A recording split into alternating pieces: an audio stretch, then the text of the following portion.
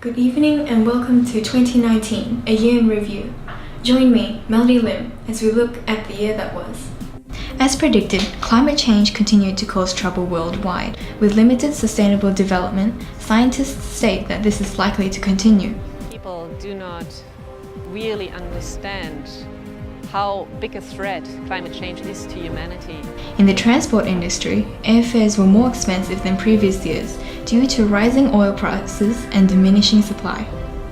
The unprecedented rise in tourists from developing markets such as China and India has seen a boom in last-minute tourism to vulnerable destinations. Australia profited significantly from this. Many experts have dubbed 2019 as the beginning of the golden era of tourism. We've seen consistent double-digit growth in visitor numbers from that particular market. However, how long is this likely to continue for? Good evening, I'm Melody Lim and welcome to 2020, a year in review. Earlier in the year, former Prime Ministers Paul Keating and John Howard emphasised the importance of focusing less on Australia's ties with America and more on relations within Asia. This society of ours is a better society than the United States.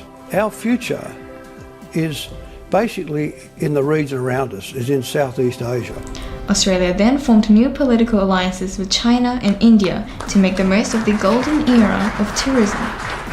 The tourist visa application process was then simplified, allowing easier travel for all to enjoy. These newfound alliances between Australia, China and India, as well as the ease of travel, makes Australia one of the most competitive tourist destinations in the world. I think it's saying to China that you are a partner, not just a market. Not surprisingly, by mid-2020, tourism became Australia's leading industry, overtaking the dying coal industry. However, it was short-lived, as 2020 concluded with the decline in tourism, causing the inevitable drain on oil levels worldwide. This also resulted in exponential rises in air travel, oil, and fuel costs by 50%. This affects international tourism, with numbers still dropping with each passing day. We are in a race to develop fuels. The race isn't with other countries, the race is against time. Good evening, I'm Melody Lim and tonight we're looking at 2024, a year in review.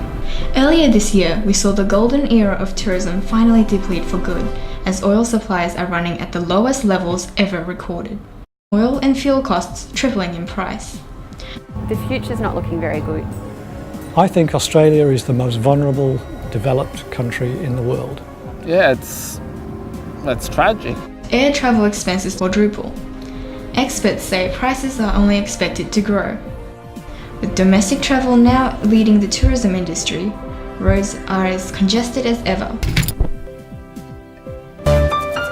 Good evening, I'm Melody Lim, and as always, this is our year in review for 2026. Due to the rapid depletion of fossil fuels, air travel has now become unaffordable for most of the world's population. More and more countries are being forced to close down their international airports, as international tourism is at an all-time low. Economically speaking, only the world's wealthiest 1% of the population are currently able to travel between borders due to an exclusive government-controlled supply of fuel. The world is in protest. There is pressure on governments to establish a new sustainable form of air travel.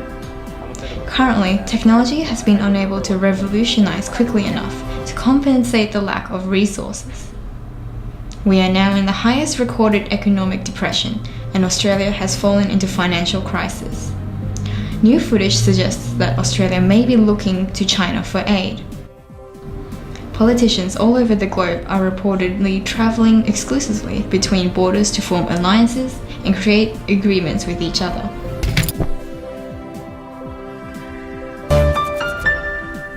Good evening, I'm Melody Lim and welcome to 2030, a year in review. What a year it's been. The oil crisis saw geopolitical tensions amongst the world's powers reaching a boiling point. However, it was the United Nations World Energy Alliance that has given the world a new hope. After recognizing the fact that oil brought nothing but power struggles and political tension, world leaders gathered in Paris to partake in the signing of the UN's World Energy Alliance.